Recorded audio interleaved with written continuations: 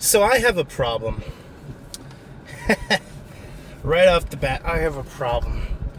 I'm kind of one of those artists that you see in movies or TV shows where they design something, draw something, build it, what have you, and then I throw it all away. In fact, there's stuff already on my YouTube channel. I probably might do that too. I don't know. I'm not a perfectionist by any means. Just sometimes I don't sit well with what I've created, and I kind of want to just start fresh, start anew, change it up or something. And these vlogs that I try to do is the same thing. Sometimes I feel like I just want to upload them as raw as possible, which means all the ranting I do, and I tend to rant a lot when I do these. But then sometimes you say things that don't necessarily make sense or probably come off worse than you meant them or intended them, and I end up having to scrub the whole thing because I'm trying. Part of the whole point of my vlogs is to be as helpful as possible and kind of express my experiences to some degree. And I don't want to say or do or make comments that are going to hurt people or bring people down or anything. So sometimes I kind of just have to redo it and then just retry. Not because I intend the things I'm saying to be mean or hurtful or anything, but just, when you go off on a tangent and everything's coming off the top of your head, you tend to ramble. And you might get a little bit too worked up over something if sometimes, for instance, I'm talking about something political. And you want to draw a fine line. I'm not saying, I don't want to adhere to, my free speeches and stuff like that. I'm just saying, you have to really pick and choose what's important in whatever you're speaking about, and some things might just not matter as much as the next thing, I'm probably not making any sense. Anyways, it's free to just be considerate of people. You don't have to like your neighbor. You don't have to like the people that you interact with. You don't have to like people in general, but it doesn't cost anything to just be kind and considerate, right? To be respectful of things and what have you. I don't know. I try to. I try really hard to be cognizant of what my behaviors and words and actions impact people as. Wow, I feel like I can't speak. I'm just trying to be as respectful as possible to as many people as possible. You're always going to offend somebody. It's just not possible to avoid. Anyway, to the meat potatoes of this video. So one of the things I keep doing video-wise and then canceling myself with it, or see what I mean? Keep deleting is... I was talking about phones and how I had just gotten a new phone. I got the Nothing 4A Pro. It's a decent phone. I won't go too in depth onto it right now. Maybe I'll try to make another video on it. But I ran it for a week. And in the last video I almost uploaded, I talked about how I think I could use it as a daily driver. A phone that I'd be using every day. And I don't think I can. I sat with that thought after I had recorded the video, and I was like, could I actually use this phone every day? Is it taking away too much that I absolutely use day to day? And I decided that, no, I can't. I think I'm just missing too much with my S25 Ultra that I just can't reasonably part with the Nothing phone. The biggest one for me is wireless charging. I've invested pretty heavily into wireless chargers. I have them pretty much anywhere I'm at. I have them, at home, at work, in my car. Like, I just like the idea of using a wireless charger. That's just me. Not everybody cares about that sort of thing. It's also kind of like a niche thing still. Not everybody wants a wireless charger. I don't really like cables. That's kind of why I like Bluetooth headphones. So yeah, that's just one thing that I really couldn't go without. I just couldn't fathom using a phone I had to plug in all the time. Oh no, big whoop, I have to plug in my phone. That was big for me, and I know these are like petty things, these are meaningless in the grand scheme of things with how far technology has come, let alone. Another thing I was struggling with is just there's a lot of stuff that's actually fairly locked down with a Nothing phone compared to an Android. Like certain apps you can't download, certain things you just wouldn't work. Like for instance, one of the apps I use on my Galaxy phone is Fennec. It's an open source version of Firefox, and I absolutely adore how it works. It's fast. I've had zero issues with it, and honestly I feel it works better than Firefox. I could not get that app to work on the Nothing phone. No matter what I tried, I downloaded Fennec from different sources, I made sure it was updated, I made sure the phone was updated. I just could not get it to work, and oh no, boo-hoo, I had to use Firefox. Firefox is still a very solid browser. I just prefer Fennec. It's a preference thing, right? The stuff you're going to do on your phone is all preference. To me, I prefer having a wireless charger. I prefer using Fennec as a browser. Another thing I got to thinking about is this one's not so much a fault on the Nothing phone, but it got me thinking about other things, what I need and desire in a phone, what I want. So other than these vlogs, when I do these vlogs, I don't really take selfies. It's just not really something I really care to do too much. If I meet somebody, or am I on a good day or something, what have you, sure, maybe I'll take a selfie or two, but it's so far and few between that I need a selfie. One of the cool things, I think it was the OnePlus 7 Pro, I think, that had a pop-up selfie camera. That was cool as hell. Because it's like, I don't always need that, It's frustrating when I gotta stare at my screen and there's just a punch hole in the screen. Not everybody needs selfie camera. It'd be nice if they would stop putting in a selfie camera, honestly. So, the Nothing Phone 4a Pro, one of its perks that I think could be expanded upon is it has this little thing on the back of the phone called a glyph toy. And what this glyph toy does is you can put different things displaying on it. It's like a little sort of lamp of sorts. It's got little tiny light bulbs, and it can make minimal imagery and stuff. So you can have it show like a 7-digit clock. You can show your battery percentage, just very minimally usable things. Well, what I think I would prefer for a phone, so most phones nowadays, they have these giant camera bumps, right? So you get like 3 or 4 cameras depending on the manufacturer. Sometimes one of those cameras is a LiDAR sensor, sometimes it's just a flash, maybe it's both. You get a telephoto, an ultra wide. If you're gonna have a giant camera bump, like I like the idea of having a camera on my phone, but if you're gonna have a giant camera bump, get rid of the selfie camera.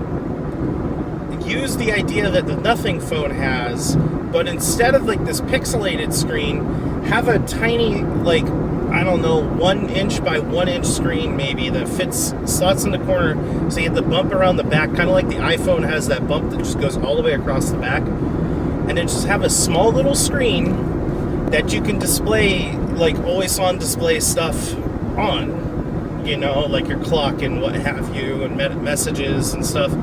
Just something very minimal. And then one of its functionalities can be when you go to take a photo, if you want to take like a selfie photo or something, you can use the back camera, which is substantially better than the front-facing camera. And you can use that little screen to make sure you're taking that photo well. You can line it up properly. That's just me. I don't know how much that would realistically cost to move around in the phone. I just don't think that selfie cameras has a point anymore. I'm also a different use case scenario for what I need with my phones. So another thing is, I honestly would be okay with not having a camera in my phone. I've invested a bunch of money into cameras themselves lately. I'm trying to get back into like physical photography. And what I mean by physical photography is having like actual camcorders and DSLRs and what have you. I got the Canon EOS R100. I got a GoPro, I think it's the Hero or something. And the DJI Micro or Mini or whatever it's called. I don't know. Off the top of my head, I can't remember what it's called. Anyway, I've invested into having like an actual camera suite now, so I can do regular photography rather than relying on my phone camera all the time. Like I go on trips, and on these trips I usually try to take a bunch of photos, and it used to be where I took them all on my phone. Well, now that I have like actual camera hardware, I bring that with me when I go on vacations, and I try to take photos with an actual camera now rather than my phone. Now, phone hardware and software has gotten pretty good where when they work in tangent with each other, they can take pretty decent photographs, videos too. So I'm not saying that they're not capable. They're very capable. I just don't think that I would necessarily need a camera in my phone, because now I'm at that point where I've invested into having actual cameras. I'm kind of repeating myself. There's a plane flying over there. Cool to watch planes. Oh, man. Yeah, sorry. So yeah, if I could have my way, if I had like my ideal phone, it would have a wireless charger for sure. And then I wouldn't necessarily need the cameras because I have cameras. So you can get rid of those two things. What would I replace it with? I don't know, maybe a better battery. In the video I made that I scrapped, I said that there's 3 different types of phone users, in my opinion. You have the casual users, the people who just need a phone to have a phone, and honestly don't need all these fancy features if they really think about it. It's just convenient, And then you have the power users, which I'm borderline a power user. I'm on my phone all day in some way. I'm either taking pictures or recording a vlog like I am now, listening to music, reading, researching stuff. There was a point where I was heavily a power user, because at the time I didn't have a computer. So I'm still kind of used to doing everything on my phone. I often don't go on my computer unless it's something that I just cannot handle on my phone, or I want to play games or something. But I'm not as much into that as I am now, because I finally ended up getting a computer. So I'm not quite a power user anymore. So you have the casual user, you have the power user, and then what I like to consider myself is a hobbyist. So a lot of what I do on my phone is more hobby-based, right? So it's that stuff like taking photos where I mod my phone. I do what I can to kind of gear the phone to work for me rather than as a phone. I'm constantly searching for stuff that does quality of life improvements. But those are the 3 camps I would say. People are bound to disagree with me, and that's fine. I'm probably wrong. There's probably like 20 different types of phone users. From my experiences, what I've watched people over my life use phones for, those are the three I typically tend to see. So yeah, no, the Nothing Phone 4A Pro was great. It just missed a lot of stuff. You're forced, if you want to use Tap Pay, to lock into the Google Wallet, and I'm trying to de-Google as much as possible, so that just didn't work out for me. You know, having to use the Google Wallet kind of blows.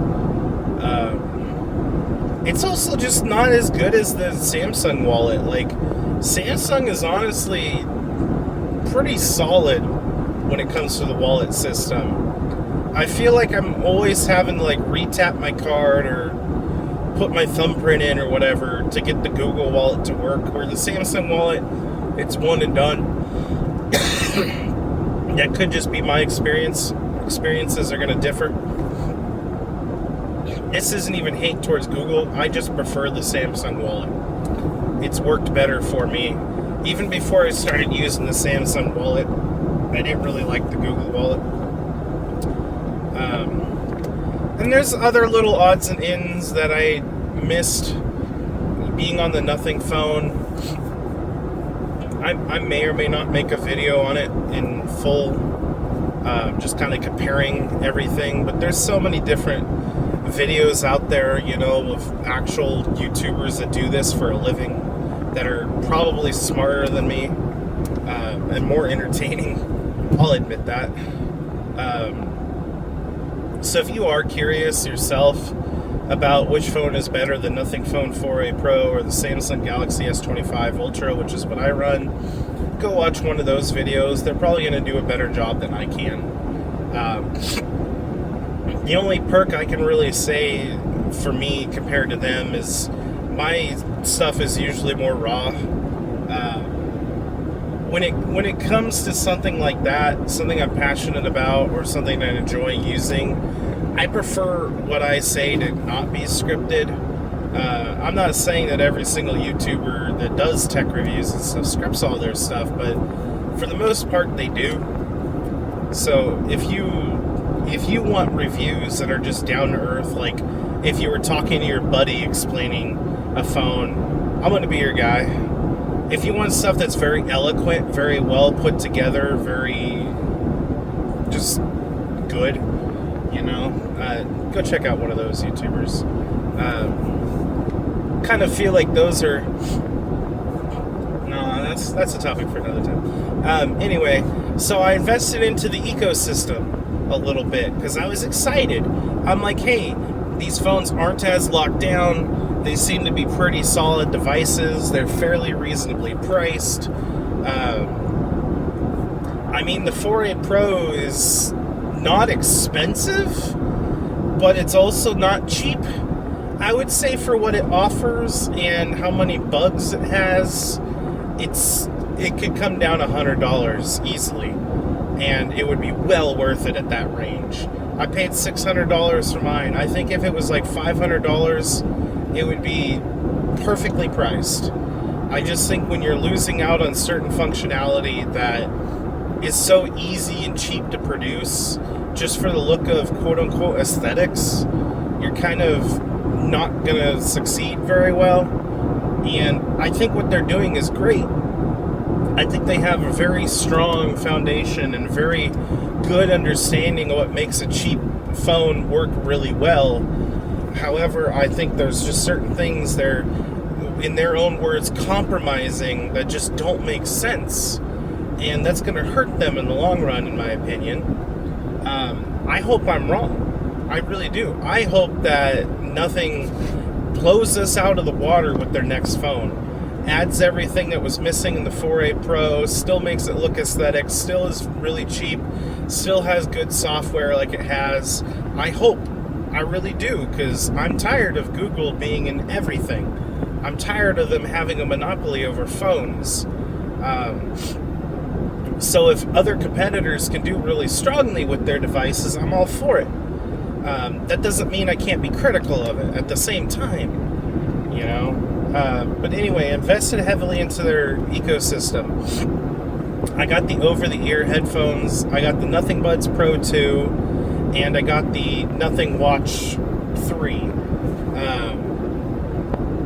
Now let's start with the headphones, the in-the-ears. Pretty solid. I would say they're on par. I mean, I don't have the greatest hearing, so somebody else is going to have a different opinion than me for sure. I would say they're on par with my Galaxy Buds Pro 3s. I'm getting similar sound quality. The biggest downside, however, is if you have equalizers on your phone, any sort of bass boosting, your headphones are just no, it's not good. I put them on my ear, I started playing, and I damn near blew my head off. The equalizer just did not play friendly with the headphones, or with the in-the-ears anyways. I had to turn certain features off for it to not feel like a distorted, jumbled mess. It was bad. It really hurt my ears. But when things are working fine, the sound quality is actually pretty good. I feel like they're pretty solid headphones. And for $60, I mean, you can take some of those bugs and just kind of ignore them when you look at the price tag, right? $60, that's how much I paid for them. I don't know if they were on sale or not. I got them through Amazon. So only paying $60 for them, I would say I got a pretty good deal. They're very solid in-the-ear headphones for $60. I don't know of any other headphones at that price range that sound as good in that style. You know, you can get headphones that are better in that price range, sure, but they're also not going to have certain things like noise cancellation. Like I have the Shocks things that go around the ear like that, you know, they clip on your ear, but they're not noise canceling headphones. So yeah, they're about the same price, but you're missing that noise cancellation. And there's just certain scenarios where you want to have canceled noise, like if you're at the gym or a really loud train station or what have you. I also got in the Match My Orange. Orange is one of my favorite colors. So the over-the-ear headphones, I've used them a couple times now, and first impressions matter. And let me just say, I was blown away. Granted, the last pair of over-the-ear headphones I've ever used are the Sony XM4s, so they're a little older, right? The Nothing over-the-ears have been out a little while, so the technology's probably caught up with a cheap device like that to an older device like the XM4s. The XM4s are the most comfortable headphones I've worn. They sound great. The noise cancellation's great. The pass-through is great. So imagine my surprise when I buy a pair of $60 Nothing headphones, and it's on par. They're comfortable. They sound great. The noise cancellation is great. I was blown away. I'm like, man, first impression, solid headphones. $60, man, you can't beat that. Like, I almost bought a second pair. I'm like, oh, I can have one that I can leave at home and one that I take to the gym. You know, great headphones. They have a volume knob on it, which is cool. I don't really care for touch-sensitive headphones. I prefer physical knobs on headphones. Some people don't. Some people like the tapping and stuff, but sometimes I adjust or something and I end up tapping something that I didn't want to tap. It's just better to have physical knobs. It's also got a bass knob on it, which is interesting. I kind of wish the bass knob could be remapped. Just something that I think Nothing should take into account is not everybody necessarily is going to want a knob that all it does is control bass. I think what would be cooler about that knob is if it controlled like play and pause and skip and what have you.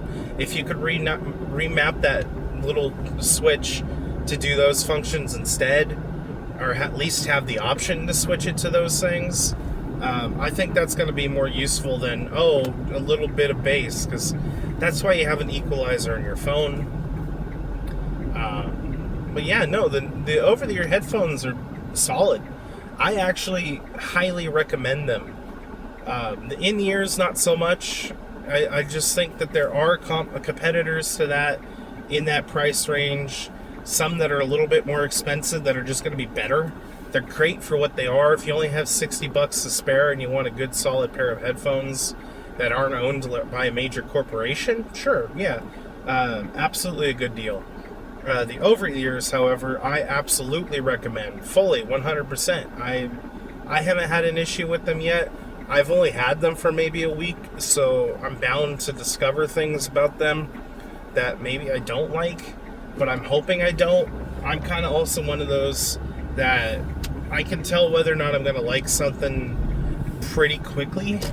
It doesn't take me too long to decide whether or not this isn't going to work for me, you know? That's kind of how I felt with the Samsung Flip. I got the Flip 6 or something, I think it was. And within like a couple days of using it, I was like, this isn't going to work for me. So yeah.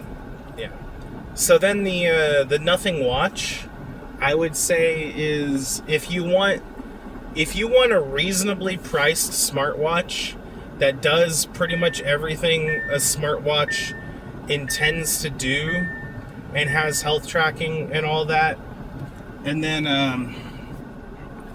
has actually pretty good battery life, then the Nothing Watch is actually incredibly solid. I've been daily driving it now since I got it. I am probably gonna switch back to my Galaxy Watch. The Nothing phone and the Nothing Watch are probably gonna be backups for me. There's just certain things that I kind of day-to-day stuff. My use cases, I need certain functions. One of the biggest drawbacks to the Nothing Watch is it doesn't have an NFC chip in it, so you can't make tap to pay payments with your watch. And while that's not a huge deal, it is when you're on the go and you have your arms full and you can't pull out your phone, you got to make a payment. It's just easier to just do it on your watch. Another thing that really sucks about the Nothing phone and the watch is you don't have a voice assistant that you can wake up with your voice. There's shortcut buttons on both devices so where you can activate those. So I mean, there's a workaround. It's just kind of, we're in 2026 now. Tech has come pretty far, and there's no ability to have a wake word for the voice assistant on the Nothing phone. I know they're saying they're doing compromises, but I don't think that's something you can really compromise on in 2026. That would be like making a TV that doesn't have 4K. Every TV pretty much has 4K now. You can get a $200 TV with 4K. It would be insane to come out with a TV that doesn't have 4K. Like, the technology's gotten... Technology is supposed to get cheaper the longer it's been around, and I just... Nothing made too many compromises, in my opinion. But it is what it is. I would still say, like, out of all the phones I've used, I would still say the Nokia Lumia lineup is up there. Unfortunately, it's a dead brand, but I would say out of all the phones I've used recently, this is a solid contender for a daily driver. If my S25 Ultra were to break or something, I wouldn't be afraid to have to use the Nothing phone. I would actually be honored to use it as a backup phone. I just don't think I can daily drive these devices. The headphones, on the other hand, the over-the-ears, absolutely going to use those all the time. They're too good to not, you know? Before I step back into my job, since I parked, I have the headphones here. I got a case that matched the color. I mean, they're decent. What does that knob do? Nothing. Kind of funny, but kind of a waste of... I don't know. I don't want to be too harsh on them, because they're making solid products. I think for their price point, they're a smaller company. They're making solid products. I think there is too many compromises they're making, and that's why I could never use their phones all the time. I would not be afraid to use the Nothing phone as a backup though. But I think for the time being, my phone is going to be my S25 Ultra. My watch is going to be the Galaxy Watch. I have the 8. And then, they don't have a ring yet. I use the Samsung ring because fuck Aura. I don't know. Like I said earlier, everybody has different use cases. Everybody has a reason for what they use things for, and I'm not going to try to sway people's opinions so much as I am just going to give them my input. If you somehow make it through this entire video and you decide that whatever I've said just doesn't matter and you're still going to do it, great. Go for it. And maybe you're going to find something that didn't work for me that works for you. Another reason why I like the Samsung Galaxy Ultra is it has the Good Lock feature. And there's a bunch of features within that are just... it's hard to part with. I have the app switcher set up differently. The app switcher in the Nothing phone is clunky and not great. Apps crash all the time. So I mean, it's what you're willing to put up with, you know. And if you can put up with bugs like that, good, go for it. I'm not going to stop you. It'll be a good backup phone. I'm honored to have it on the sidelines on the bench. You know, I think it's a great product. It's just not there yet. But that's all I wanted to say.